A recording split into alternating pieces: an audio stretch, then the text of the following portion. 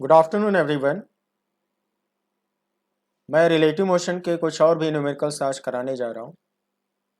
सो आप फोकस रहना, आप एंजॉय करोगे। तो देखिए फिर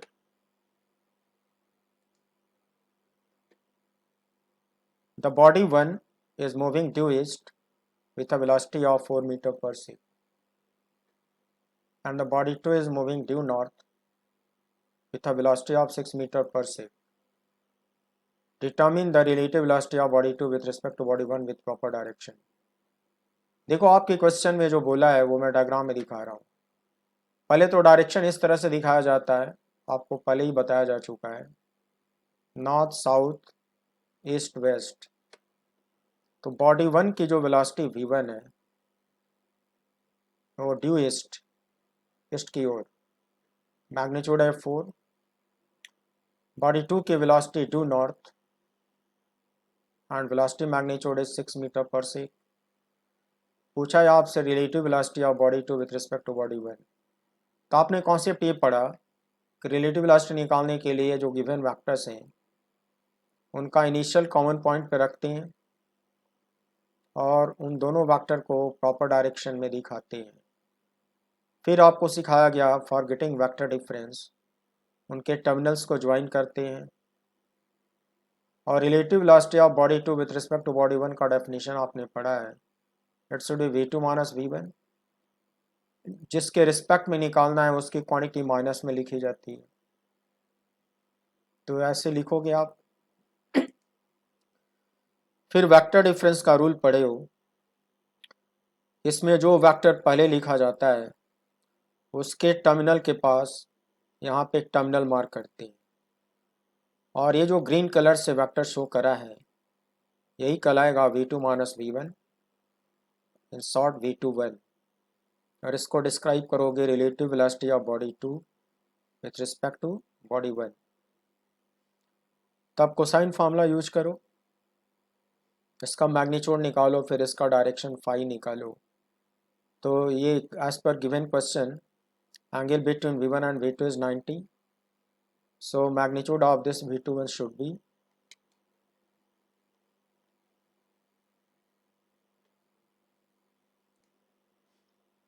under root of v1 square plus v2 square minus 2 v1 v2 cos 90। Third term zero हो जाएगा, केवल दो टर्म बचेंगे।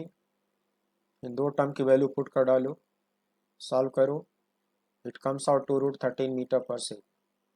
ये तो रिलेटिव वेलोसिटी का मैग्नीट्यूड आ गया बच्चों। फाई निकालने के लिए tan इनवर्स ले लो। देखो इस ट्रायंगल में tan फाई क्या होगा,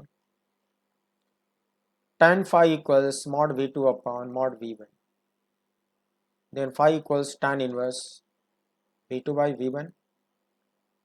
So you put here mod v2 upon mod v1, that should be tan inverse 6 by 4, it should be tan inverse 1.5, so phi is tan inverse 1.5। और इसको ऐसे लिखते हैं बच्चों, due north of west, due north of west, west से north की ओर, इसको हिंदी में पढ़ोगे वेस्ट से नॉर्थ की ओर। मैं थोड़ा समझाता हूँ यहाँ पे। ये जो फाई मेजर किया जाएगा इस वेक्टर का डायरेक्शन, तो ये डायरेक्शन वेस्ट हुआ और ये डायरेक्शन नॉर्थ हुआ। तो ये जो ओरिएंटेशन है फाई का, ये वेस्ट से नॉर्थ की ओर है। ये देखो वेस्ट से नॉर्थ की ओर, इस तरह से फाई को आप आंसर में नोट करोगे, वेस्ट से नॉर्थ की ओर, और it should be tan inverse 1.5 due north of west. One more question, ये बहुत पुराना क्वेश्चन है, बहुत पॉपुलर भी है। Concept of folding umbrella stick. Cyclist is moving rightwards with a velocity of 2 meter per second. The rain is falling vertically downwards with a velocity of 1 meter per second. Find out the relative velocity of the rain with respect to the cyclist. In which direction he must hold his umbrella stick in order to avoid him from wetting. अपने आप को भीगने से बचाने के लिए ये umbrella stick को कैसे पकड़ेगा। देखो इसका कॉन्सेप्ट क्या है, ये जो साइक्लिस्ट है उसकी वेलोसिटी vc 2 मीटर पर से गिवन है, और रेन का एक्चुअल वेलोसिटी वर्टिकली डाउनवर्ड है, ये एक्चुअल है। बच्चों एक्चुअल किसको दिखता है? स्टेशनरी ग्राउंड ऑब्जर्वर को दिखता है, उसको हम लोग इनर्शियल फ्रेम कर सकते हैं। ये क्वेश्चन में दे रखा है, ये भी क्वेश्चन में दे रखा है, साइक्लिस्ट की एक्चुअल वेलोसिटी है। तो बच्चों जब ये साइक्लिस्ट मोशन में है तो रेन की वेलोसिटी एक्चुअल कतई नहीं दिखेगी, रेन की वेलोसिटी इसको जो कुछ भी दिखेगी उसी को कहेंगे relative velocity. So relative velocity of rain with respect to cyclist, उसका डायरेक्शन निकालना सीखिए। तो हम लोग जब फार्मूला बनाते हैं रिलेटिव वेलोसिटी का तो आप कैसे लिखते हो? Relative velocity of rain with respect to cyclist VRC को कैसे डिसाइड करोगे? इसका थ्योरी पढ़े हो, it should be VR minus VC, it should be equal to what? VR minus VC। जब VR माइनस VC इसका करना होगा तो वेक्टर डिफरेंस की थ्योरी लगेगी, VC वेक्टर VR वेक्टर दोनों का इनिशियल ज्वाइन करा दो और उनको विद प्रॉपर डायरेक्शन दिखा दो, फिर उनके टर्मिनल्स को ज्वाइन कर दो, जो वेक्टर पहले है उसके पास टर्मिनल बना दो, तो VR वेक्टर पहले होगा उसके टर्मिनल के पास टर्मिनल बना दो। तो ये जो रेड कलर से इस वेक्टर दिखाया हुआ है इसको आप बोलोगे VRC, I mean this is relative velocity of rain with respect to cyclist. तो ये तो डायरेक्शन हो गया, आई मीन ये जो साइक्लिस्ट है उसको रेन का डायरेक्शन ये कतई नहीं दिखेगा, इनफैक्ट रेन का डायरेक्शन टेढ़ा दिखेगा। तो हम लोग इसका मैग्नीट्यूड कोसाइन फार्मूले से निकाल सकते हैं और डायरेक्शन tan phi यहाँ से निकाल सकते हैं। तो निकालने की कोशिश करो। Magnitude of VRC, since theta between two vector is 90, so third part will become 0 and its magnitude equals what? Under root VR square plus VC square. Now put their values to get to root 5 meter per second. ये तो बच्चों magnitude हो गया। Direction के लिए tan phi ले लो, so tan phi equals height upon base, that is VC upon VR. So phi equals tan inverse VC by VR, that is tan inverse 2 by 1, that is tan inverse 2। बच्चों ये जो phi का direction है आपने vertical से दिखाया है, vertical से phi का डायरेक्शन दिखाया है, मतलब ये अम्ब्रेला स्टिक को कैसे पकड़ेगा? बच्चों ये अपने आप को भीगने से बचाने के लिए जिस डायरेक्शन से रेन आती हुई दिखाई देगी उसी डायरेक्शन के पैरेलल अम्ब्रेला स्टिक को घुमा देगा। तो ये बच्चों देखो ये अम्ब्रेला स्टिक का orientation, it should be parallel to relative velocity, इसी डायरेक्शन में अम्ब्रेला स्टिक को घुमा देगा। तो इसमें क्या होगा कि रेन के ड्रॉप ऐसे आती नज़र आएगी, इसको टच करते हुए ऐसे नीचे निकल जाएगी, यहाँ से टच करते हुए नीचे निकल जाएगी, एक बड़े से स्पेस में रेन ड्रॉप उसको नहीं मिलेगी, वो अपने आप को भीगने से बचा लेगा। और जो इसके सरफेस पर रेन ड्रॉप टकराएगी वो सारी की सारी स्लिप कर जाएंगी और स्लिप करके यहाँ से ड्रिप कर जाएंगी और वो भीगने से बच जाएगा। अम्ब्रेला स्टिक को हमेशा रिलेटिव वेलोसिटी ऑफ रेन के डायरेक्शन में घुमा दिया जाता है। ये आपका भी प्रैक्टिकल एक्सपीरियंस होगा, नहीं होगा तो कमिंग जो रेनी सीजन है उसमें आप इसको ट्राई कर लेना। तो ये जो डायरेक्शन है बच्चों इसका आंसर कैसे लिखोगे? It should be at phi angle from the vertical, that is tan inverse 2 from the vertical. ये आपका आंसर हो गया।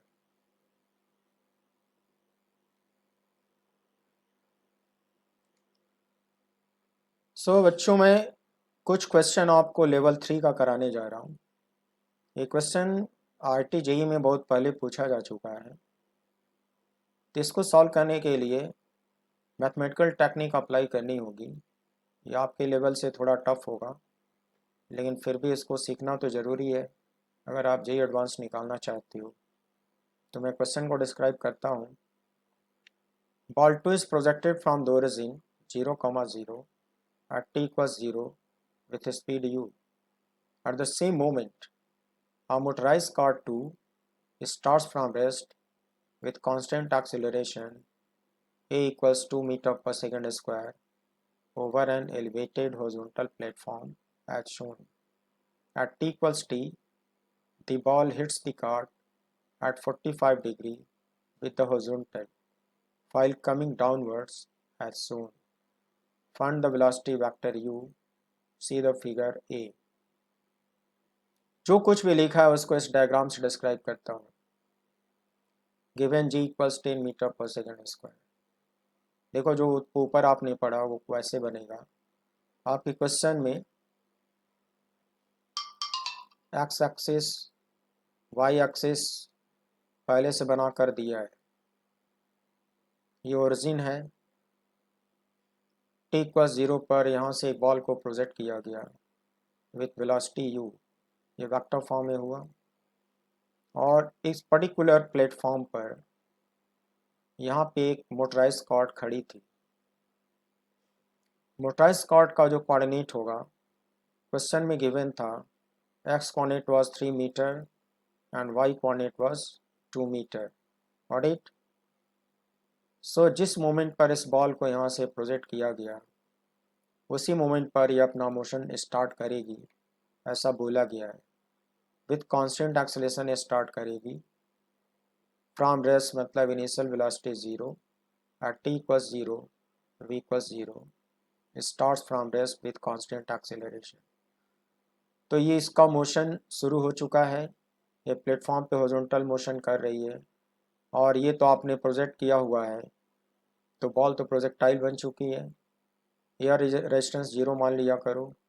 ये पैराबोलिक ट्रैजेक्टरी को बॉल फॉलो करते हुए मैक्सिमम हाइट से जब ये डाउनवर्ड आ रही थी तो किसी मोमेंट पर यहाँ पे वो इस कॉर्ड को हिट करती है. फाइल कमिंग डाउनवर्ड क्वेश्चन में बोला है हॉरिजॉन्टल से 45 डिग्री पर वो कॉर्ड को हिट करती है यहाँ पे. सपोज इस वक्त टाइम का रीडिंग क्या हो चुका है, कैपिटल टी हो चुका है ऐसा तुम मान लो बच्चों. तो आपके क्वेश्चन में ये पूछा हुआ है find the velocity vector u. आपसे वेक्टर पूछा है इसका आंसर आपको आई कैप जे कैप में देना होगा. तो कैसे सॉल्व होगा, रिलेटिव मोशन की थ्योरी कैसे लगेगी ये मैं आपको सिखाता हूँ.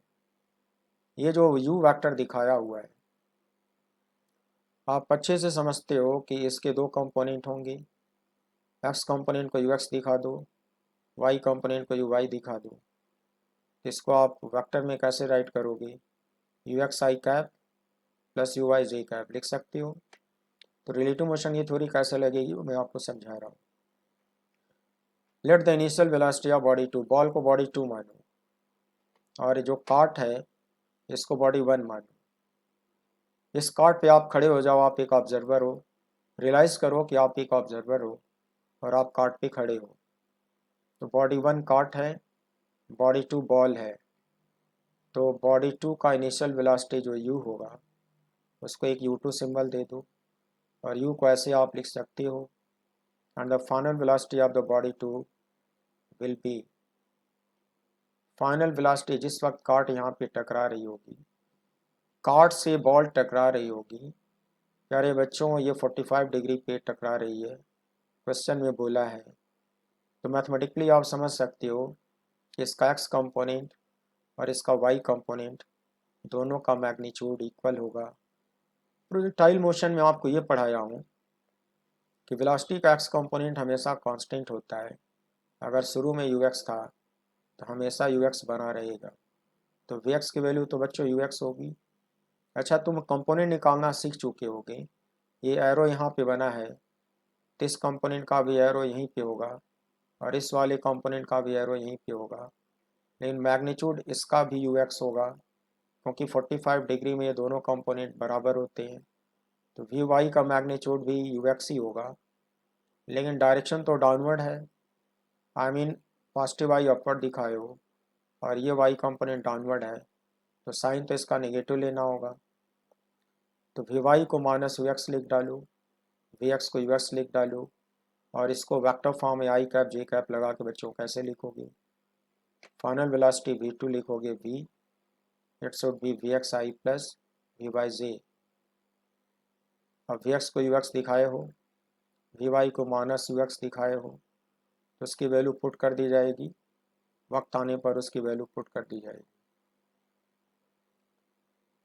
फिर आपके क्वेश्चन में ये कहता है as per the given condition at t equals t, look Vx is V cos 45, that is V by root 2, mod Vy is V sin 45, that is V by root 2।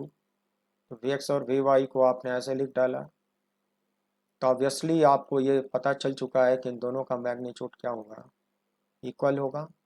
फिर डायग्राम में मैंने आपको समझाया था कि Vx हमेशा Ux के बराबर होगा, और जब ये दोनों इक्वल होंगे तो इनकी वैल्यू दोनों की मैग्नीट्यूड Ux के बराबर होगा। लेकिन विथ प्रॉपर साइन Vy की जगह पे क्या लिखोगे, माइनस Ux लिखोगे, और Vx की जगह पे क्या लिखोगे, Ux लिखोगे। तो ये वेक्टर V का एक्सप्रेशन इस तरह से कुछ आएगा। वेक्टर V को आप कुछ इस तरह से एक्सप्रेस करोगे। आई होप आपने समझ लिया होगा। उसके बाद आप क्या करने वाले हो, at t equals 0 u2 equals u, that is uxi plus uij, is it. अच्छा, जो u1 है वो मोटराइज कॉट के लिए है, तो कॉट की इनिशियल वेलोसिटी 0 है, तो u1 वेक्टर की वैल्यू 0 वेक्टर लिखी जाएगी। अब initial relative velocity of body 2 with respect to body 1 निकालो। It should be u21, definition पढ़ो u2 minus u1, then put the values of u2 and u1 as well. So this quantity is u21.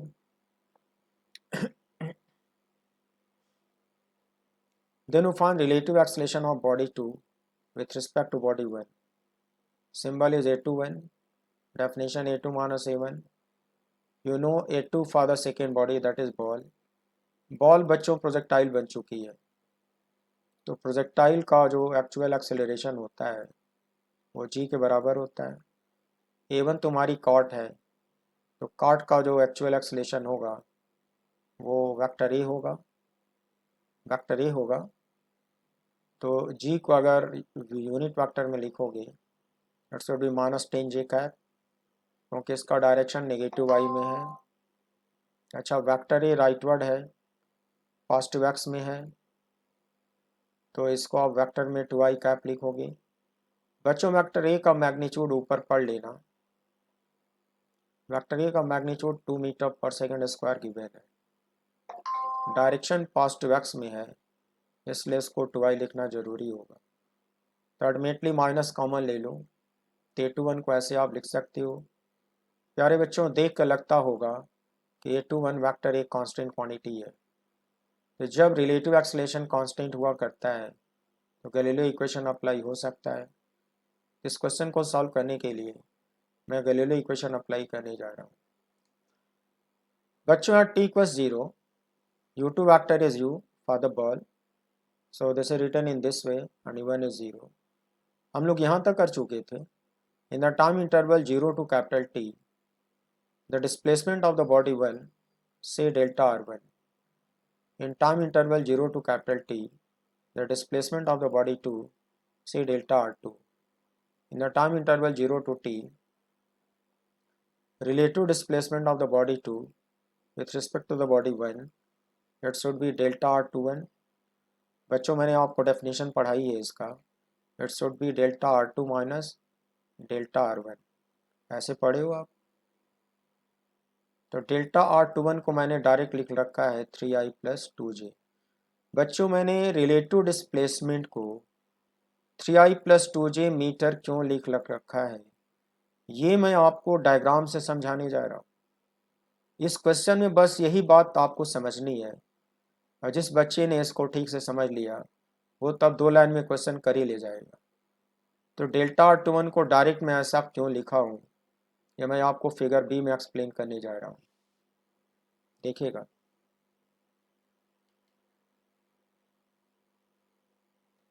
देखिए, ये आपका figure B है। ये तो तुम समझ सकते हो कि अगर तुम ग्राउंड पे खड़े हो, मान लो यहाँ पे खड़े हो, अपने आप को एक स्टेशनरी ग्राउंड ऑब्जर्वर ट्रीट करो, तो तुमने देखा कि t इक्वल्स 0 पे बॉल यहाँ थी और t इक्वल्स कैपिटल T पे बॉल यहाँ पे है। तो तुम ग्राउंड ऑब्जर्वर हो, तुम्हारी निगाह में सेकेंड बॉडी का actual displacement shown by this green vector delta R2 ऐसे दिखाई देगा। और प्यारे बच्चों, t इक्वल 0 पे तुम्हारी काट यहाँ पे थी, t इक्वल कैपिटल T पे काट यहाँ पे आ गई। काट को बॉडी 1 माने हो तो इनिशियल और फाइनल पोजीशन को मिला दो, फाइनल के पास एरो बना दो, तो काट का एक्चुअल डिस्प्लेसमेंट डेल्टा R1 आपको ऐसे दिखेगा। सोचो, तो एक्चुअल डिस्प्लेसमेंट तो आपको बेहतर समझ में आ रहा होगा। ये डेल्टा R1 हुआ, ये डेल्टा R2 हुआ, तो डेफिनेटली इन दोनों को मिलाया जाए तो ये होना चाहिए डेल्टा R21। बच्चों यही रिलेटिव डिस्प्लेसमेंट होना चाहिए। ये मैं क्यों दावे के साथ कह रहा हूँ, क्योंकि जो 3 वेक्टर आप ग्रीन कलर से दिखाए हो, अगर इसमें ट्रायंगल ऑफ वेक्टर एडिशन लगा दो, triangle it should be delta R21 vector plus delta R1 vector equal to resultant delta R2 vector. Triangle से समझते होगे, समझ रहे हो ना? फिर से समझो, ट्रायंगल ऑफ वेक्टर एडिशन से delta R21 vector plus delta R1 vector equal to resultant delta R2 vector. अगर ट्रायंगल से समझते हो तो फिर देखो ये डेल्टा R21 कैसे हो गया।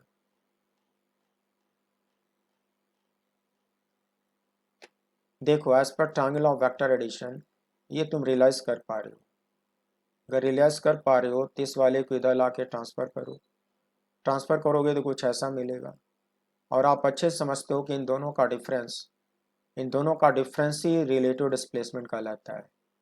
इसका मतलब हम लोगों ने डायग्राम बिल्कुल सही बनाया है, और डेल्टा R21 वेक्टर डायग्राम बिल्कुल सही बनाया है, तो फिर डेल्टा R21 को ऐसे तो लिख ही सकता हूँ। क्यों लिख सकता हूँ? डायग्राम फिर से देखो, मैंने आपको सिखाने की कोशिश किया कि इसी वेक्टर को कहना चाहिए रिलेटिव डिस्प्लेसमेंट। तो अगर ये वेक्टर रिलेटिव डिस्प्लेसमेंट है तो इसका बच्चों एक्स कंपोनेंट कितना होएगा? 3 मीटर। और इसी वेक्टर का बच्चों वाई कंपोनेंट कितना होएगा? 2 मीटर। तो फिर इसको लिखने का तरीका क्या होना चाहिए? 3 इंटू आई कैप प्लस 2 इंटू जे कैप होना चाहिए। इसलिए बच्चों मैंने इस रिलेटिव डिस्प्लेसमेंट को डायरेक्ट लिख रखा है, यहाँ पर 3i प्लस 2j डायरेक्ट लिख रखा है। देखो मैंने डायरेक्ट लिख रखा है, तो डायग्राम से बिल्कुल क्लियर है। अब मैं क्या करने जा रहा हूँ, गैलीलियो सेकंड इक्वेशन अप्लाई करने जा रहा हूँ in time interval 0 to capital T। तो आपको मैं सिखा रखा हूँ कि ये गैलीलियो सेकंड इक्वेशन ऐसे लिखती हो, डेल्टा R21 की वैल्यू यहाँ लिख डालो, U21 की वैल्यू ऊपर दिखाया हूँ, it should B UXI plus YJ। T की फाइनल वैल्यू कैपिटल T होएगी, हाफ ये हुआ रिलेटिव एक्सीलरेशन, इसको ऊपर इतना निकाल चुका हूँ है ना, और इंटू फाइनल टाइम T²। तो लेफ्ट साइड को फिर से रिपीट करो, राइट हैंड साइड से आई कैप कॉमन लो, 2 टर्म आएगा, जे कैप कॉमन लो, 2 टर्म आएगा। फिर बच्चों वेक्टर की थ्योरी पढ़े हो कि जब 2 वेक्टर इक्वल होते हैं तो उनके रिस्पेक्टिव कंपोनेंट अलग अलग इक्वल होते हैं। तो इसका एक्स कंपोनेंट 3 और इसका एक्स कंपोनेंट ये टोटल इक्वल कर दो, इसका वाई कंपोनेंट 2 और इसका वाई कंपोनेंट ये टोटल इक्वल कर दो। बच्चों 2 इक्वेशन बना रहा हूँ, ध्यान से देखो, डायग्राम समझा चुका हूँ। देखो एक्स कंपोनेंट कंपेयर किया, वाई कंपोनेंट कंपेयर किया, 2 इक्वेशन बना चुके हो। देखो, now applying the Galileo's first equation for the body too along y axis. देखो बच्चों, अब मैथ की थ्योरी हमें क्यों यहाँ पे रोक रही है आगे बढ़ने से? अगर इन दोनों को बहुत ध्यान से देखा जाए तो एक अननोन UX है, दूसरा अननोन UY है, तीसरा अननोन T है। तो ये इक्वेशन 2 है, बट अननोन आपके पास 3 है। अलजेब्रा की थ्योरी है कि जितने अननोन उतने इक्वेशन होने चाहिए, तभी वो क्वेश्चन सॉल्व होता है। तो बच्चों मुझे एक इक्वेशन हर हाल में और चाहिए, तो मैं थोड़ा सा और दिमाग लगाता हूँ और एक और इक्वेशन क्रिएट करता हूँ। गैलीलियो फर्स्ट इक्वेशन बॉडी 2 के लिए अलॉन्ग वाई एक्सिस लगाने जा रहा हूँ। बॉडी 2 का मतलब बॉल हुआ, in time interval 0 to capital T V Y equals U Y plus A Y T. यह सिर्फ बॉडी 2 के लिए बच्चों, ये रिलेटिव कतई नहीं है। तो ऊपर तुमने डायग्राम में वी वाई को कितना दिखाया था, -2x। यू वाई को रिपीट करो और ए वाई की वैल्यू तुम ऊपर निकाल चुके हो, ए वाई की वैल्यू -10 होगा। भाई बॉडी 2 का जो एक्सेलरेशन है वो तो ए वाई कहलाएगा। बॉडी 2 बॉल है, उसका एक्सेलरेशन जी वेक्टर होगा, तो उसको ए वाई बोलोगे और ए वाई की जगह पे क्या लिखोगे, -10, क्योंकि वो डाउनवर्ड होता है। और ये टी का फाइनल वैल्यू हो गया बच्चों, ये तीसरा इक्वेशन हो गया। अब आपके पास 3 इक्वेशन, 3 अननोन हो गए। सॉल्व करना आप अच्छे से जानते हो, सॉल्व तो कर ही ले जाओगे। सॉल्व करने के बाद बच्चों ये तुम आंसर निकालोगे, यू एक्स आएगा इतना, यू वाई आएगा इतना।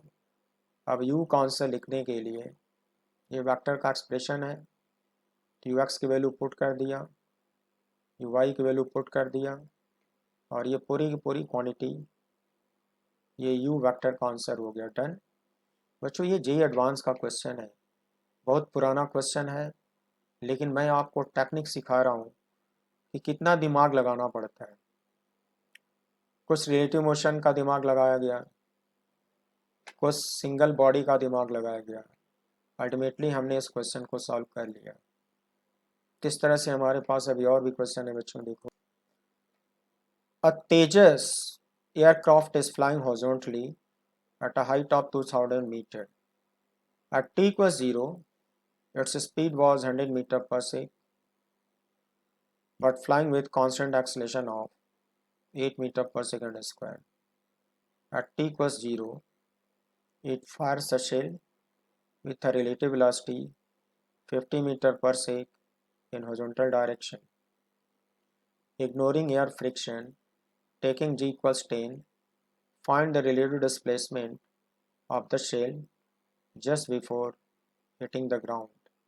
बच्चों ये तुम्हारा क्वेश्चन है, रिलेटिव डिस्प्लेसमेंट पूछा है, तब इसको सॉल्व करने के लिए डायग्राम का हेल्प लेना होगा। देखो ये डायग्राम, इस डायग्राम में ये ग्राउंड लेवल शो कर दिया हूँ। तेजस एयरक्राफ्ट हॉरिजॉन्टली फ्लाई कर रहा है, उसकी हाइट 2000 मीटर गिवन है। यहाँ से उसने एक शेल फायर किया। प्यारे बच्चों, तुम्हारे क्वेश्चन में बोला है कि ये हॉरिजॉन्टली फायर किया, और ये जो 50 मीटर पर सेकंड फायरिंग स्पीड है वो इसके अंदर बैठे हुए ऑब्जर्वर को दिखेगा, क्योंकि क्वेश्चन में इसको रिलेटिव बोला है। ये ग्राउंड ऑब्जर्वर को बिल्कुल नहीं दिखेगा, वो एयरक्राफ्ट में बैठे हुए जो पायलट होगा उसको ये वेलोसिटी नज़र आएगी, क्योंकि ये रिलेटिव है। क्वेश्चन में भी बोला है कि एयरक्राफ्ट का खुद का जो एक्सेलरेशन है वो 8 मीटर पर सेकेंड स्क्वायर है।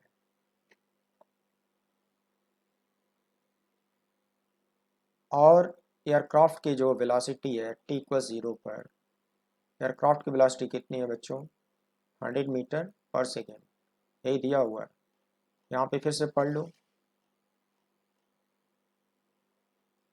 Speed was 100 metre per second but flying with constant acceleration of 8। ये एयरक्राफ्ट की इनिशियल वेलोसिटी है और एयरक्राफ्ट का ही कांस्टेंट एक्सेलरेशन है, और जो शेल फायर किया गया उसकी ये रिलेटिव वेलोसिटी है। प्यारे बच्चों, कभी कभी क्वेश्चन में क्या होता है कि कुछ एक्स्ट्रा इन्फॉर्मेशन होता है जो इस्तेमाल नहीं होता, उसे डरना नहीं चाहिए। अब मैं दिखाना चाहूँगा कि इसमें से कौन कौन सा इस्तेमाल होगा, कौन सा नहीं होगा। सभी गिवन चीज़ें इस्तेमाल नहीं भी होती हैं, इसलिए फिजिक्स में डरना नहीं चाहिए। अब मैं करता जा रहा हूँ, तुम समझते जाओ। ये एयरक्राफ्ट की इनिशियल वेलोसिटी है, से t = 0, ये एयरक्राफ्ट का कांस्टेंट एक्सेलरेशन है, और ये जो शेल फायर किया गया उसका ये रिलेटिव वेलोसिटी है जो कि अंदर बैठे पायलट को दिखाई देगा, और एयरक्राफ्ट की हाइट है। तो अब क्या होगा कि जब फायर किए हॉरिजॉन्टल, तो अल्टीमेटली तो इसको ग्राउंड पे गिरना ही है। किसी को कुछ नहीं पता कि कहाँ गिरेगा, तो क्या है ना, तुम एजम्पशन ले लो अब क्या होगा कि तुम अंदर बैठ जाओ, तुम एक पायलट हो, तुम अंदर बैठ जाओ, तुम एक पायलट हो, एक ऑब्जर्वर हो, महसूस करो। तुम्हें ये भी दिख सकता है कि ये सेल फॉरवर्ड डायरेक्शन में यहाँ गिरेगा, तुम्हें भी दिख सकता है कि ये सेल बैकवर्ड डायरेक्शन में घूम के यहाँ गिरेगा। क्या पता तुम्हें भी देख सकते हो कि ये सेल ऐसे घूम के वर्टिकली बिलो वाई एक्सिस पे गिरेगा। शुरू में तुम्हें कुछ नहीं पता बच्चों कि आगे गिरेगा कि पीछे गिरेगा कि यहीं गिरेगा, तुम्हें कुछ नहीं पता। तो तुम कोई रैंडम एजम्पशन ले लो।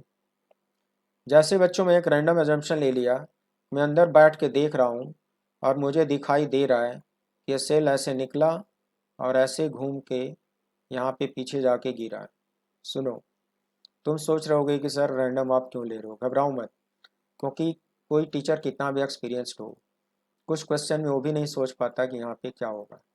तो मैं रैंडम एजम्पशन ले लिया हूँ और मैं क्या किया हूँ, प्रोजेक्टाइल मोशन में जैसे पढ़ाया था कि पॉइंट ऑफ प्रोजेक्शन को हमेशा ओरिजिन लेना चाहिए। इसको ओरिजिन बना लूँ, इसको पॉजिटिव एक्स दिखा लूँ, इसको पॉजिटिव वाई दिखा लूँ। Got it? बोलो। तो जो एक्स वाई तुमने कोऑर्डिनेट सिस्टम डिफाइन करा है उसके हिसाब से अगर यहाँ टकराता हुआ दिखा रहे हो तो ये जो हॉरिजॉन्टल डिस्टेंस है ये कैपिटल आर हुआ। पॉइंट पी का एक्स कोऑर्डिनेट कितना होगा बच्चों? एक्स कोऑर्डिनेट कैपिटल आर होगा और इस पॉइंट पी का वाई कोऑर्डिनेट ये वाली डिस्टेंस होएगी। तो वाई कोऑर्डिनेट की वैल्यू बच्चों क्या दिखाओगे? +2000 मीटर, क्योंकि पॉजिटिव वाई डाउनवर्ड दिखाए हो। टकराते वक्त टाइम का रीडिंग कैपिटल टी ले लो। अब देखो मैं तुम्हें सिखा रहा हूँ, मैंने दिखा दिया कि पीछे आके टकराया, तुम समझ रहे होगे कि फिर ये क्वांटिटी नेगेटिव आनी चाहिए। कैपिटल आर की वैल्यू अगर नेगेटिव आती है तो मेरा अजम्पशन ट्रू है, पीछे टकराएगा। लेकिन सॉल्व करने पर कैपिटल आर अगर पॉजिटिव आता है तो मेरा अजम्पशन गलत होगा, वो कायदे से फ्रंट पे यहाँ टकराएगा। कैपिटल आर अगर जीरो आता है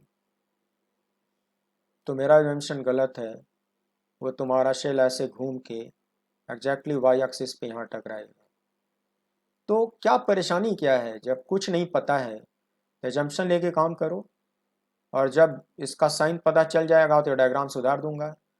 जीरो आ गया तो यहाँ टकराता हुआ दिखाऊंगा, नेगेटिव आ गया तो इसको सही मान लूँगा, पॉजिटिव आ गया डायग्राम सुधार दूंगा, ये आगे कहीं यहाँ टकराएगा।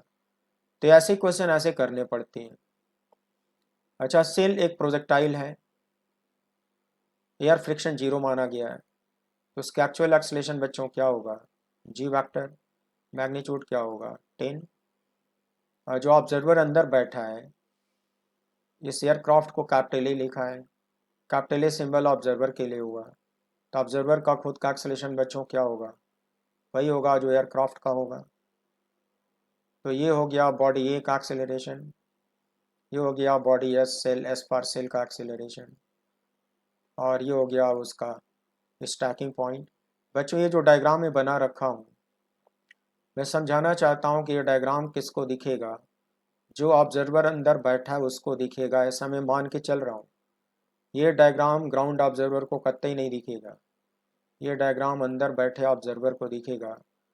तो मैंने पहले भी सिखाया है कि जब भी ऑब्जर्वर के रिस्पेक्ट में डायग्राम बनाया जाता है, जिस बॉडी पे ऑब्जर्वर बैठा होता है उसको डायग्राम में रिलेटिव रेस्ट में दिखाते हैं, रुका हुआ दिखाते हैं, और जिसको देख रहा है जिस बॉडी को, उसको मोशन में दिखाते हैं।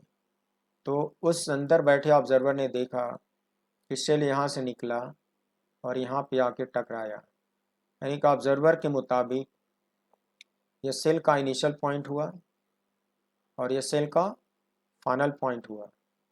तो इनिशियल और फाइनल को स्ट्रेट लाइन से मिला दो बच्चों, फाइनल के पास एरो बना दो, इसी को तुम कहोगे रिलेटिव डिस्प्लेसमेंट। प्यारे बच्चों, आप इसको कहोगे relative displacement of the shell with respect to aircraft. Got it? बोलो। और ये रिलेटिव डिस्प्लेसमेंट ओरिजिन से बनाए हो, और पोजीशन वेक्टर भी ओरिजिन से ही होता है। तो कहीं ना कहीं ये वेक्टर पोजीशन वेक्टर जैसा है। अगर ये पोजीशन वेक्टर जैसा है तो इसका फॉर्मूला तुम पढ़ते हो एक्स आई कैप प्लस वाई जी कैप, इसको लिखोगे कैपिटल आर आई कैप प्लस 2000 जे कैप, इसको ऐसे लिख सकती हो। और टाइम की फाइनल रीडिंग क्या हो गई, कैपिटल टी। अब आगे देखो मैं क्या क्या समझाना चाहता हूँ।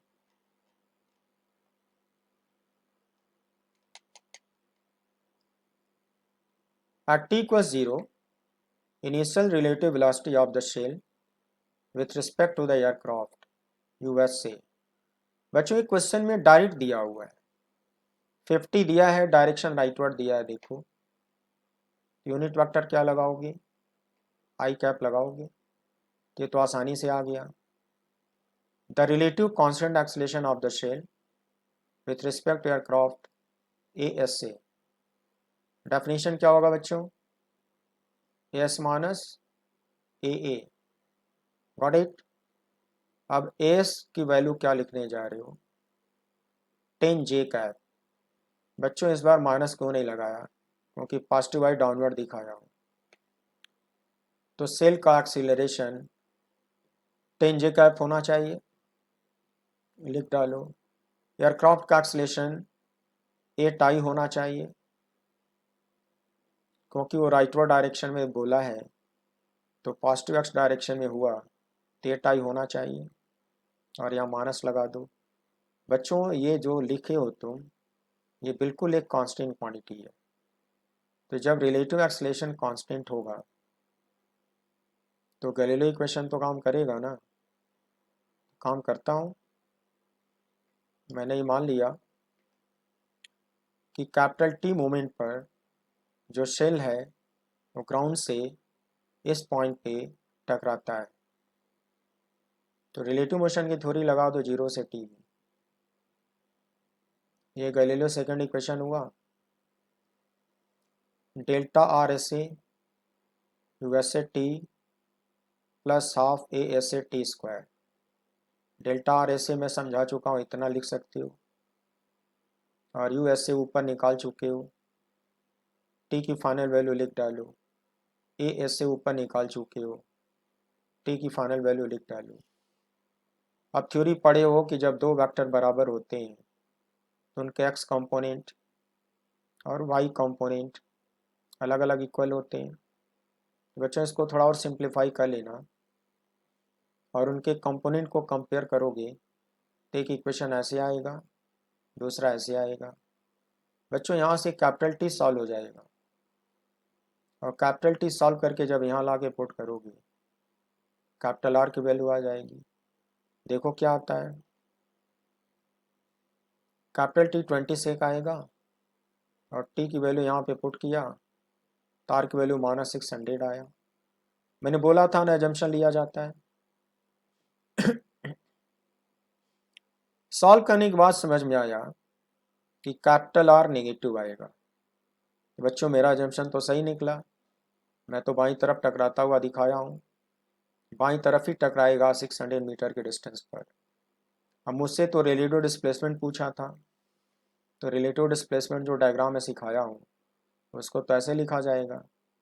अब कैपिटल आर की वैल्यू यहाँ ला के पुट कर दो, जैसे ही कैपिटल आर पुट करते हो ये रिलेटिव डिस्प्लेसमेंट का आंसर हो जाएगा।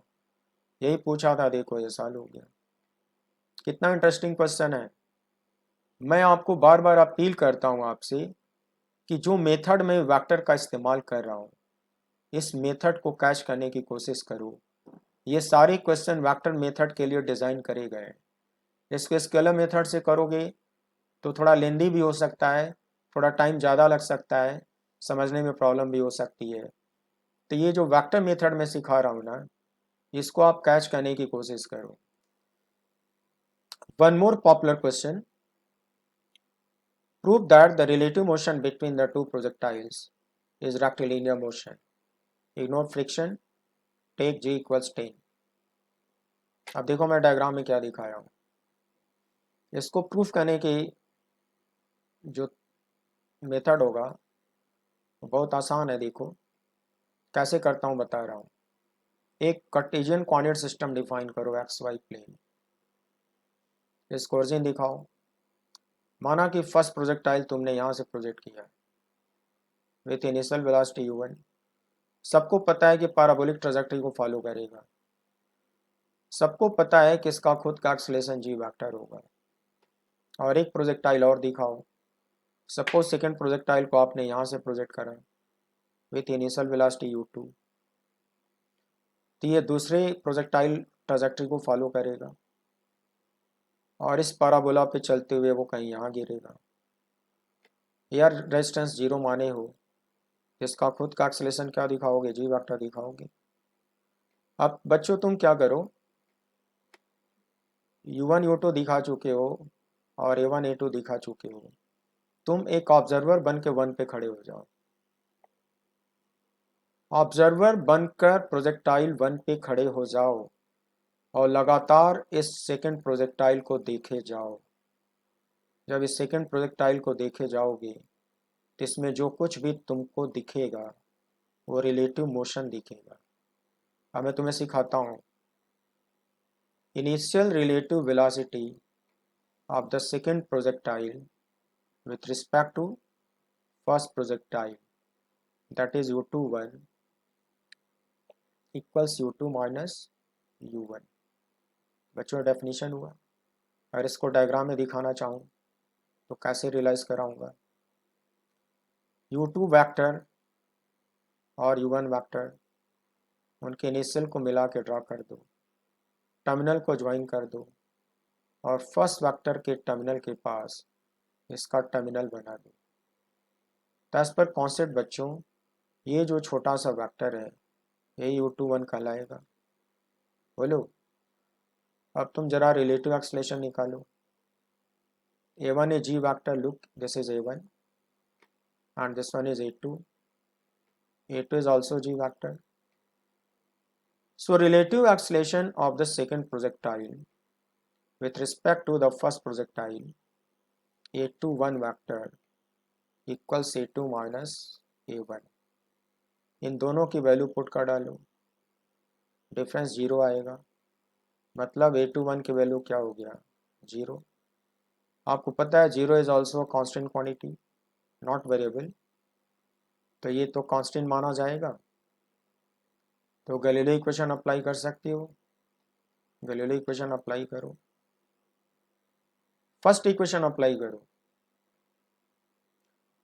v21 vector equals u21 vector plus a21 into t, it should be u21 and a21 you have done, a21 zero निकाल चुके हो, जीरो रख दो, सेकेंड पार्ट जीरो हो गया। बच्चों आपने क्या प्रूव किया, v21 equals u21।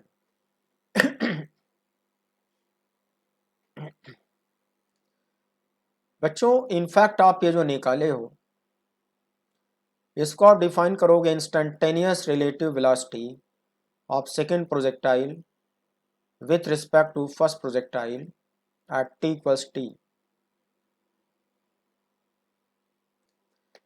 लेकिन जब आपने डिराइव किया तो इसकी वैल्यू क्या आती है, u21 के बराबर आती है और u21 एक कांस्टेंट क्वांटिटी है। मतलब ये जो इंस्टेंटेनियस रिलेटिव वेलोसिटी है वो टाइम t पर डिपेंड नहीं करेगा, वो इनिशियल रिलेटिव वेलोसिटी के बराबर होगा। आई मीन ये हमेशा कांस्टेंट होगा। तो प्यारे बच्चों, जब रिलेटिव वेलोसिटी हमेशा आपको कांस्टेंट नज़र आएगी, इसका डायरेक्शन भी फिक्स होगा, इसका मैग्नीट्यूड भी फिक्स होगा। बोलो, और जब इसका डायरेक्शन फिक्स होगा तो आपको सेकेंड प्रोजेक्टाइल स्ट्रेट लाइन पे चलता हुआ नजर आएगा। बोलो, बस इतनी सी तो बात है, मैं डायग्राम में समझाता हूँ। आप एक ऑब्जर्वर बन के 1 पे खड़े हो जाओ और u21 का डायरेक्शन यहाँ दिखा चुके हो और अभी अभी प्रूफ करे हो कि सेकेंड प्रोजेक्टाइल में जो आपको इंस्टेंटेनियस रिलेटिव वेलोसिटी दिखेगी वो हमेशा u21 के बराबर दिखेगी। तो 1 पे खड़े होकर 2 को वॉच करोगे तो आप क्या महसूस करोगे, जो सेकेंड प्रोजेक्टाइल है वो इस कांस्टेंट रिलेटिव वेलोसिटी से स्ट्रेट लाइन पर ऐसे चलता हुआ आपको दिखाई देगा। प्यारे बच्चों, ये स्ट्रेट लाइन का जो डायरेक्शन है ये ग्राउंड ऑब्जर्वर को बिल्कुल नहीं दिखेगा, ये केवल इस ऑब्जर्वर को दिखेगा जो प्रोजेक्टाइल 1 पे खड़ा है। अब इसे आप जस्ट विजुलाइज करो। अब तुम कहोगे सर जी ये कैसे पॉसिबल है? कर सकते हो। तो जैसे तुम हैरी पॉटर में देखते हो कि एक मैट होता है, मैट पे एक बच्चा बैठ के ट्रेवल करता है, उस तरह से तुम इमेजिन कर लो कि एक प्रोजेक्टाइल है और जादू वाले मेथड से तुम उस पर खड़े हो और बिल्कुल सेफ हो और सेकंड प्रोजेक्टाइल का मोशन देखे जा रहे हो, तो वो इस डायरेक्शन में स्ट्रेट लाइन पे चलता हुआ दिखाई देगा आपको। ये रिलेटिव वेलोसिटी हमेशा कांस्टेंट दिखाई देगा आपको, ऐसा आपने प्रूव किया है। फिक्स डायरेक्शन में ये चलता हुआ दिखाई देगा। बस इतना ही करना है, इसमें और कुछ होता नहीं है। ये क्वेश्चन आपको अच्छा लगा? और बड़ा इंपॉर्टेंट क्वेश्चन है डबल प्रोजेक्टाइल का, और ये भी क्वेश्चन जेईई एडवांस का है। इसको मैं सॉल्व करना सिखाता हूँ। In the absence of friction, a small projectile 1 and a small projectile 2 are projected simultaneously with initial speed 4 meter per second and u respectively as shown at t equals 0. They collide with each other at t equals capital T. Find u and capital T, take g equals 10. बच्चों जो कुछ भी लिखा है उसके साथ ये diagram दिया हुआ था। ये डायग्राम क्वेश्चन में बना हुआ था। मैं आपको डायग्राम समझाता हूँ। फर्स्ट प्रोजेक्टाइल को इनिशियल वेलोसिटी 4 से 60 डिग्री एंगल पर प्रोजेक्ट करा गया। सेकेंड प्रोजेक्टाइल को सेम t इक्वल्स 0 पे हॉरिजॉन्टली लेफ्ट डायरेक्शन में स्पीड u से प्रोजेक्ट करा गया। यह नोन है। फिर क्वेश्चन, अब तो आप समझ रहे हो, क्वेश्चन में दिखाया है कि ये एक्स एक्सिस है और ये वाई एक्सिस है। यहाँ स्टॉप वॉच का रीडिंग 0, यहाँ भी टाइम का रीडिंग 0। ये अपने पैराबोला पे चलेगा, ये अपने पैराबोला पे चलेगा। क्वेश्चन में कहा गया है कि दोनों में कोलिजन होता है, तो जहाँ पे पैराबोला दोनों के काटेंगे कोलिजन तो वहीं पे होगा और किसी पॉइंट पे तो पॉसिबल होगा नहीं। और भी कोलिजन तब होगा जब दोनों इस पॉइंट पर साइमल्टेनियसली रीच करेंगे। माना कि जिस वक्त टक्कर हो रही है उस वक्त टाइम का रीडिंग कैपिटल टी है और यहीं पे टक्कर हो रही है, एक साथ पहुंचेंगे तभी टक्कर होएगी। ये हाइट बच्चों 2 मीटर दिया हुआ है और ये जो डिस्टेंस है ये 10 मीटर दिया हुआ है। समझ गए ना? तो आपको क्या क्या चाहिए? u and t, I mean this u and this t। अब देखो ये क्वेश्चन में कैसे सॉल्व करता हूँ। For the body 1 at t equals 0, u1 is, देखो बच्चों ये u1 मानो, इसको u2 मानो, तो इसके दो कंपोनेंट होंगे। x कंपोनेंट होगा 4 cos 60, y कंपोनेंट होगा 4 sin 60। ये पॉजिटिव x में है तो i कैप लगेगा, ये पॉजिटिव y में है तो j कैप लगेगा। तो आप समझते हो u1 ऐसे लिखोगे, इनकी वैल्यूज पुट कर दोगे तो u1 ऐसे आएगा, फिर ऐसे आएगा। Got it? अच्छा u2 को कैसे लिखोगे? बाईं तरफ है यानी कि नेगेटिव x में है, तो इसके साथ यूनिट वेक्टर क्या होगा? माइनस आई कैप होगा, तो माइनस आई कैप से मल्टीप्लाई कर दो तो u2 लिखोगे माइनस यू आई कैप और ये हो गया u1। Got it? Now at t equals 0, initial relative velocity of body 2 with respect to body 1. You know this, then put their values, take I cap common, take J cap common to get this. Done? And A21 is A2 minus A1. You know second body is projectile, so A2 is G vector, and you also know that first body is also projectile, so A1 is G vector, so G minus G is 0. So A21 vector is 0 vector. Got it? Suppose at t equals t they collide. अब इस diagram को देखो बच्चों, मैं आपको relative displacement सिखाने जा रहा हूँ, अच्छे समझना। टी इक्वल 0 पे बॉडी 1, आप ग्राउंड पे खड़े हो जाओ, यहाँ खड़े हो जाओ।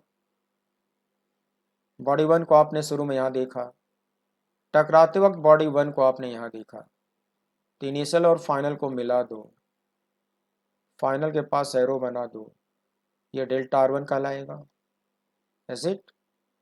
नाउ सेकेंड बॉडी, शुरू में आपने यहाँ देखा, टकराते वक्त आपने यहाँ देखा, दोनों को मिला दो, फाइनल के पास एरो बना दो, you know this is delta R2। Is it? अब मैं क्या करता हूँ बच्चों, 2 को स्ट्रेट लाइन से 1 से मिला देता हूँ, मिला दिया, यहाँ पे एरो बना दिया। बच्चों ये जो तीसरा वेक्टर है यही कहलाएगा रिलेटिव डिस्प्लेसमेंट डेल्टा R21, मतलब ये कहलाएगा relative displacement of body 2 with respect to body 1। I mean body 1 पे खड़े होकर बॉडी 2 को लगातार देखे जाओ तो आपको ये रिलेटिव डिस्प्लेसमेंट आपको महसूस होगा। क्यों यही महसूस होगा, मैं फिर से आपको समझाता हूँ।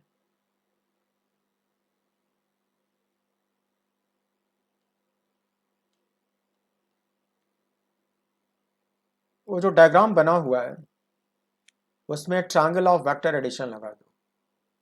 सो delta R21 plus delta R1 equal to resultant vector delta R2।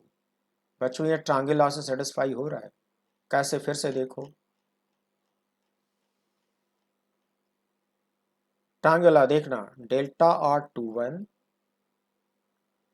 Plus delta R1 equal to resultant vector delta R2। Triangle law realise करो, बिल्कुल सही चल रहा है। यानी कि आप इसको इस तरह से लिखोगे, ट्रायंगल अप्लाई करोगे तो इस तरह से आप लिखोगे, फिर डेल्टा R1 को इधर ले आओ, ले आया, और इसी डिफरेंस को बच्चों क्या कहते हो, डेल्टा R21 कहते हो। और डायग्राम में तुमने इसको बिल्कुल सही दिखाया है, तभी तो ट्रायंगल उस पर अप्लाई करे हो, ये तो तुमने बिल्कुल सही दिखाया है। लेकिन बच्चों इसकी जो वैल्यू है ना, वो आप डायग्राम से डायरेक्ट लिख सकते हो, इतना